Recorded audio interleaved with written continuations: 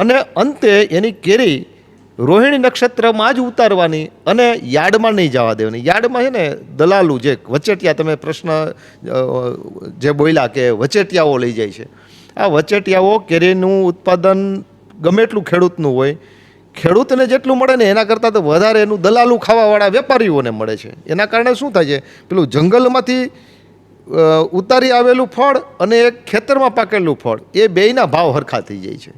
એટલે ખેડૂતે પોતાએ એકદમ આમ વ્યાપારી નહીં, દ્રષ્ટિકોણ ભલે વ્યાપારીનો નહીં, પણ આમ મારો ગ્રાહક મેં શોધેલો હોવો જોઈએ. એવી રીતનો ખેડૂત પોતે પોતાનો ગ્રાહક ઊભો કરે, એનો વિશ્વાસ જીતી લે.